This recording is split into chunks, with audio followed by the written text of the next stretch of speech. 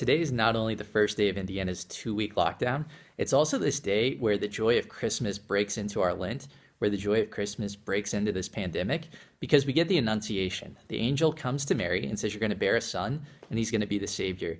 And by the grace of God, she says, "Behold, I am the handmaid of the Lord. Be it done unto me according to thy word." Mary gives this yes, this perfect yes to God, partly by the grace of God, but then also because she's responded to these graces and said yes throughout her life up to this point.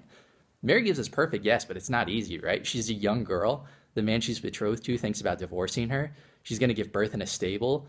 When she gives her son over to God in the temple, she's told that swords are going to pierce her heart, right? It's one suffering after another, but she never wavers. And there's also joy in that yes, right? Joy in loving Christ and giving her life to Christ.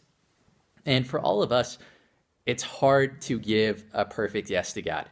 It's hard to surrender to God, but that's the invitation for us on the Annunciation, to say yes to Christ being conceived in our hearts, to say yes to Christ being born in our lives, to say yes to being incarnational examples of the life of God.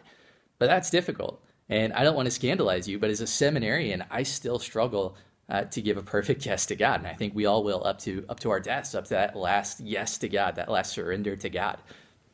A friend sent me a quote 2 years ago, and it said that everything I've had to surrender over to God has had claw marks in the side, right?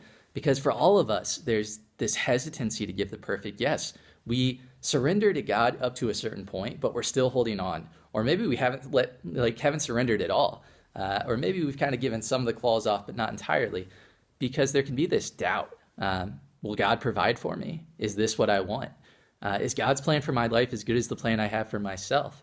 And so for the invitation for all of us is today to try to make a more perfect yes. And that might just be taking a couple of fingers off of the gift, getting a couple of the claws out of there.